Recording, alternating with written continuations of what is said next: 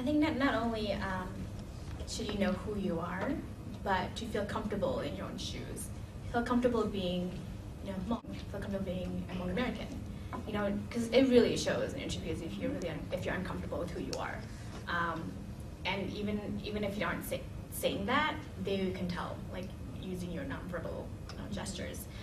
So really be proud of who you are, where you came from, because that really shows through. Even if you aren't saying I love being Hmong, I'm proud of being Hmong. Because I think that's something that I've learned is to be comfortable in my own shoes, and that yes, I'm Hmong and I'm proud of it, and and I think I just become stronger because of it, because I have this extra special piece in me that no one else has. So really being comfortable with who you are. With my interview process, I actually just interviewed one with admissions because I got hired before I interviewed with anyone else. It was actually 3 separate interviews. I've never had 3 interviews like in one place before. So the first interview was maybe close to an hour long. 3 people. You usually just like meet one other person. It was 2 counselors and 1 assistant director interviewing me for an hour. And then the next day I got called back for another interview for like the next week, and then they asked me to prepare a presentation about the University of Minnesota. And then the following week I had to bring my laptop, present it about the university in 5 minutes, and then I was still interviewed by 3 people, and all of them now were all assistant directors. So it was really nerve-wracking because you're presenting and you're talking, and then after that I thought I was done, and then they sat me down again, did another 45-minute interviews. And then that night I got called, and I was supposed to have a 3rd interview, but they decided just to hire me right after that. So I was really happy I didn't have to go to my 3rd interview. And it was all worth it, it was great. But now, because I felt really comfortable, I knew what I wanted, I knew who I was, was proud of who I was, and I actually even talked about my struggles as a Hmong student, and that's what they really liked hearing. Because they work with multicultural students, they're recruiting multicultural students too, and Hmong students, and I took that piece with me because no one else is going to have that piece except for me, and I think that really settled to them, and I think that's why they hired me too, because I had a lot of experience and I was comfortable with who I was. But right now, currently, with my social work program, along with my program, we have to complete almost 500 hours of field practicum. So we interview with different agencies, typically 4 to 5 different agencies, and then we rank them, they rank us, and they match us. And so it's really important for us to do well in our interviews too. So right now I'm actually currently interviewing for my next year's placement. So now I have to go back and be like, oh, I haven't done this for like a year of interviewing. So just going back and like refreshing and preparing for those interviews, know who they are and why you want to intern or not intern, but work for them and with them. So prepping is always a big piece in interviews. When I was a student, I actually went to a mock interview at the Career Services, and it was a group interview, so it was me and a couple of colleagues. They had done that, and it was for a class too. But we did mock interviews, and then our colleagues critiqued us, and we critiqued them. So that really helped a lot. So even doing that as a student really helps. And so yeah, that's kind of I guess how many of you guys have had public speaking 1001 or 1011? Okay, well, I think it's the forefront in what you're planning when you begin an interview process. You really learn a lot from that class, and it teaches you that you have to be comfortable in front of anyone, because you're going to be having to be giving speeches in chemistry or in sociology or psychology in lab or whatever, but you're going to be given what's the word called? I'm drawing a blank. Yeah, you're going to have to be giving a presentation in your academic career sometime in your life and even beyond that. So having that class really helps me feel a little more comfortable. And not only after my academic career, but going into what I want to go into in the future, my future plans. Aside from where I'm working right now, Regents Hospital, I worked at a nonprofit organization, and I taught volleyball to adolescent teens, refugees from Thailand. I had such a great time with them. But it came down to my time where I had to sort of give that position up in order to fulfill that position at Regions. And I had to do my own interviewing. And I couldn't believe that I had to do my own interviewing for my own position, because first it was sort of unfair because I didn't want to let it go really. But at the same time, I learned that, like Zurin's Sia said that was, and Doichi, that you had to be really comfortable with what you wanted to do and where you wanted to go. And so when I interviewed the person that wanted to teach this volleyball class, I learned a lot from them because they were extremely comfortable with what they wanted to do. And when my manager asked me at Regents Hospital why I was taking this position, I really had to go back and backtrack the reasons why I wanted to pursue this job and this career. And it was because I liked helping people, and I wanted to make them feel better. And when I made them feel better, it was self-satisfaction for me. So having that self-satisfaction really created a good world, a good sense of world for me. I'll keep going through a list of other questions that people have tossed our way.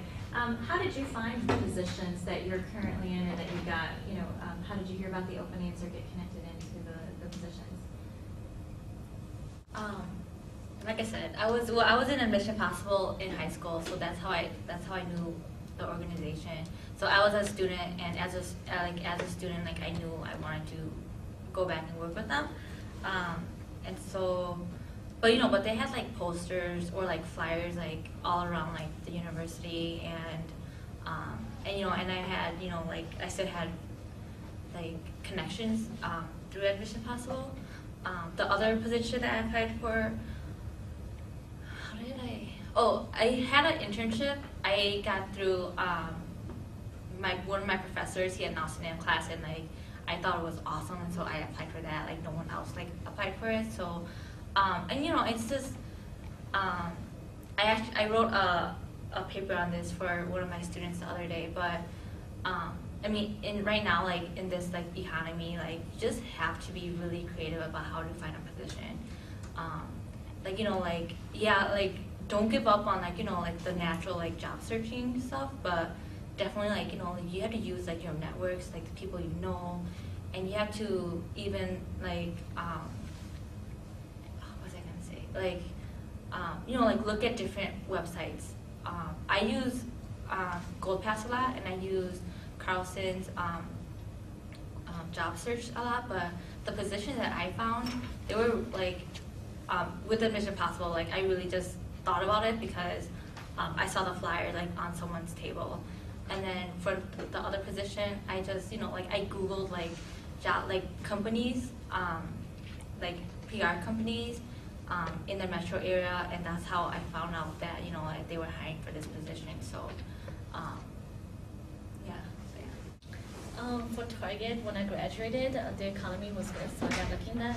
I saw the posting through, I think it was Monster.com, and I just applied for it. And I had to go through a phone interview, and then once I passed that, they brought me into the headquarters, and they had me go through a tour, and I had to do 2 interviews with directors to get in. So that the time that I applied when I graduated in 2005, I was lucky that the economy was going well, so it was a little easier to find a job. But when I decided to leave Target was when the economy crashed. And a lot of my coworkers like, you are crazy, what are you thinking? Just be happy you have a job. But at that point, I knew, again, going back to knowing yourself well, I knew that, I think that this is the end of my chapter here at Target, and I wrote all I could, and I want to move on to other things. And I took a risk. I didn't have a job, and I put in my 2 weeks, and started to look for jobs, and I found this position, the consultant job, through going to the nonprofit, the Minnesota Council nonprofit website, and I found a job, and then I applied for it. And luckily, like Zura was saying earlier, is that I knew that I couldn't go from one job to the next because I knew it was going to be draining, and I needed a time just to kind of reflect and really kind of understand what my next steps are. So when I finished, my 2 weeks was up at Target just a week after I was done, I got the job at the small business consultant role, and I didn't know anybody, but I just applied, and luckily they called me back. So I don't know how it happened, especially when the economy crashed, but I applied, they called me back, and I got the job, and right after that, I left for France for a month. And the funny thing is that they needed someone like to start like ASAP, as soon as possible. And because my interview went well, and because they liked what I was doing, I negotiated with them to wait for me for a month while I go have fun, and then come back. And I don't know, they agreed to it. So I'm like, oh my god. So for me, I think, but aside from just the typical, job search online, I have another part-time job that I do some diversity consulting on the side, and that I got through networking. So again, go back to Dorothy, what she said, your networking is important.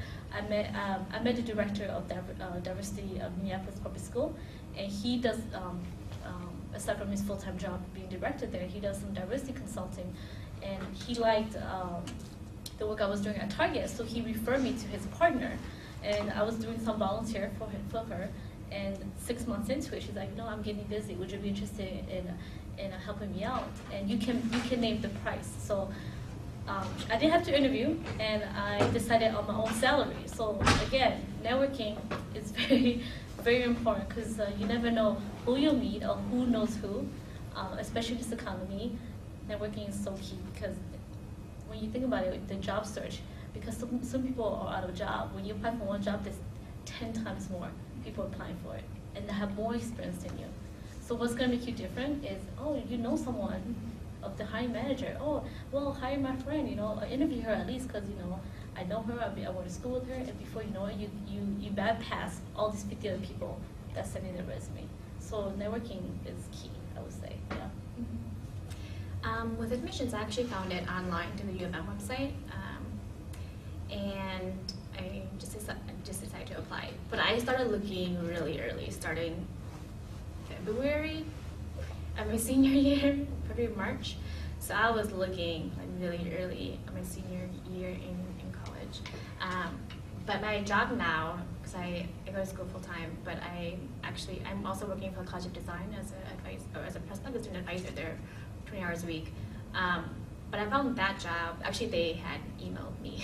So the person that hired me knew her and I have been on several committees together in admissions, and she didn't know I was looking for a part-time job, but my other boss knew, and she's like, oh, you should email Sarah, I think she's looking for a job. So she emailed me, asked me to apply, and then I applied, got interviewed, and then the next day I got called to come work. So it is really about networking with the people you know.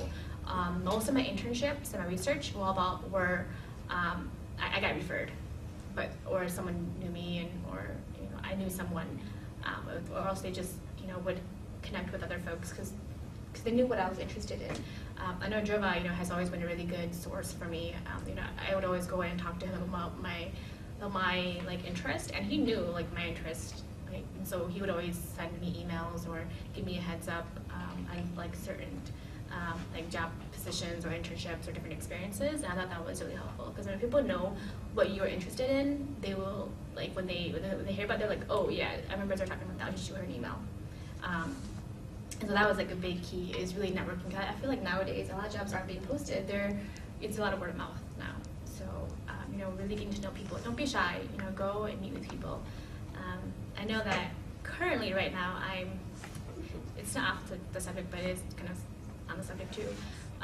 But Joa had asked me to play volleyball with him in a league, and I asked him who was on it, and he said Emily Wang, which I met once, and she's in public health. She graduated in public health. She had a lot of experience. I want to work with her someday, and I said yes.